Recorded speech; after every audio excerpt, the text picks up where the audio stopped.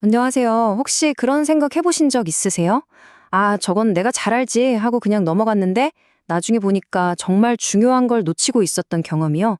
오늘은 바로 그 익숙함이라는 것이 어떻게 우리의 눈을 가려서 더 깊은 진실을 보지 못하게 만드는지 그 이야기를 해보려고 합니다. 우리 정말 자주 하는 생각이죠. 아, 나 그거 다 알아. 그런데요, 바로 이 생각이 어쩌면 더 놀라운 세계로 들어가는 문을 쾅 닫아버리는 그런 주문일지도 모릅니다. 자, 그럼 이 생각은 우리에게서 도대체 뭘 빼앗아가는 걸까요? 안다고 생각하는 그 순간, 우리가 놓치고 마는 것들, 오늘 그 이야기를 한번 깊이 파고들어 보죠. 네, 바로 익숙함이 주는 실수, 아는 것이 오히려 장벽이 되는 순간에 대한 이야기인데요. 이걸 아주 잘 보여주는 예화가 하나 있습니다. 유병훈 목사님이 남이섬을 다시 방문했던 이야기부터 시작해 볼게요. 그러니까 목사님이 정말 여러 번 가봤던 그 남이섬에 또 가게 되신 거예요? 뭐, 늘 보던 풍경이겠거니 별 기대 없이 갔는데, 웬걸요? 그날따라 남이섬이 너무나 새롭고 아름답게 보였다는 겁니다. 마치 생전 처음 와본 것처럼요. 장소는 똑같은데 경험은 완전히 달랐던 거죠. 여기서 목사님이 깨달은 게 바로 이거예요. 새로운 풍경이 중요한 게 아닙니다. 더 중요한 것은 새로운 눈으로 보는 것입니다. 아, 정말 중요한 총짤이죠? 문제는 대상이 아니라 그걸 바라보는 우리의 시선, 바로 그 익숙한 눈에 있었다는 겁니다. 맞아요. 우리에겐 새로운 눈이 필요합니다. 경험이 오히려 편견이 되고 우리를 가두는 걸 넘어서야 하죠. 그리고 이런 익숙함의 실수는요, 단순히 어떤 장소를 볼 때만 일어나는 게 아니에요. 사실 더 심각한 건 바로 사람을 대할 때입니다. 심리학에서도 이걸 아주 중요하게 다루는데 바로 낙인 효과라는 겁니다. 이게 뭐냐면 우리가 과거의 경험으로 어떤 사람한테 딱지를 붙여버리는 거예요. 저 사람은 원래 저런 사람이야 하고요. 그렇게 낙인을 찍는 순간 우리는 그 사람의 진짜 모습이나 앞으로 변할 가능성을 전혀 보지 못하게 되는 거죠. 이런 선입견이 얼마나 위험한지 아세요? 우리는 그 사람의 진짜 마음을 놓치게 되고요.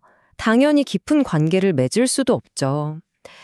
그저 내가 보고 싶은 모습만 보게 되고 그 사람에게서 어떤 새로운 모습도 기대하지 않게 됩니다. 관계가 그냥 거기서 멈춰버리는 거예요. 자, 이런 익숙함의 함정이 얼마나 무서운지를 보여주는 가장 극적인 예가 성경에 나옵니다. 바로 예수님께서 당신의 고향, 나사렛에 돌아가셨을 때의 이야기예요. 거기서 선포된 하나님의 말씀이 어떻게 사람들의 익숙함 때문에 배척당했는지 한번 살펴보겠습니다. 이게 정말 아이러니한 상황인데요. 나사렛 사람들은 분명히 봤어요. 예수님을 통해 나타나는 그 놀라운 지혜, 소피아와 세상을 뒤흔드는 하나님의 능력, 디나미스를요. 이건 인간에게서 나올 수 있는 게 아니었죠. 그런데 그들의 시선은 어디에 머물렀을까요? 바로 저 녀석 어릴 때 내가 다 봤는데 하는 그저 목수의 아들이라는 익숙한 과거에 갇혀 있었던 겁니다. 성경은 그들의 마음을 이렇게 기록하고 있습니다. 이 사람은 목수의 아들이 아닌가? 그의 어머니는 마리아고 그 형제랑 누이들 우리 동네 사는 거 다 알잖아.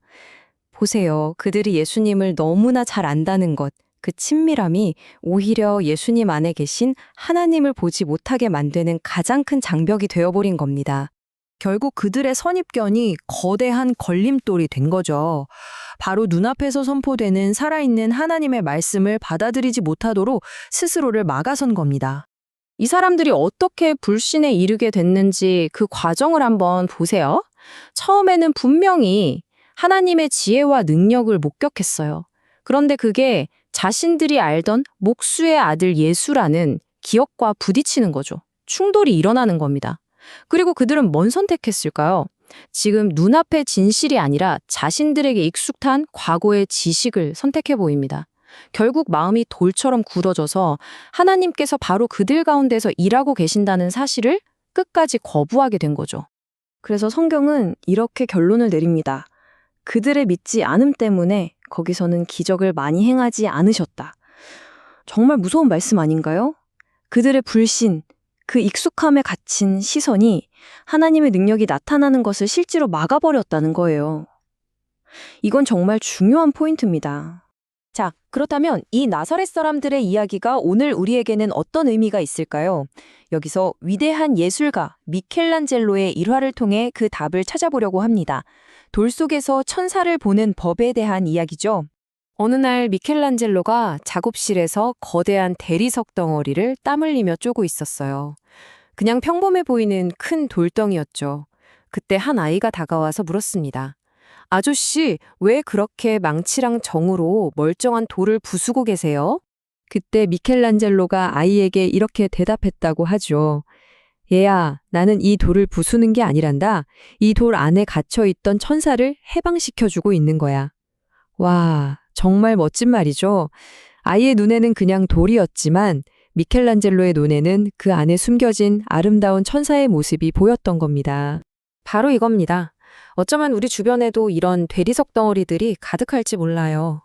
예를 들면 내가 이미 다 안다고 생각하는 어떤 사람, 혹은 매주 드리는 예배인데 그냥 의무감으로 드리고 있진 않나요? 또 수백 번도 더 들어서 감흥이 없어진 성경 말씀, 심지어는 하나님과의 관계 자체도 그럴 수 있습니다.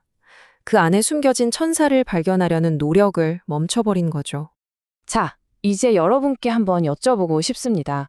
여러분의 삶에 있는 대리석 덩어리는 무엇인가요? 익숙하다는 이유로 더 이상 아무것도 기대하지 않고 그냥 지나쳐버리고 있는 것은 없으신가요? 오늘 그 안에서 하나님을 발견하는 도전을 해보셨으면 좋겠습니다. 가장 익숙한 그 사람, 그 예배, 그 말씀 속에서 새로운 눈으로 바라볼 때 우리는 미켈란젤로가 보았던 것처럼 그 돌덩이 안에 감추어져 있던 하나님의 놀라운 형상, 바로 그 천사를 발견하게 될 겁니다.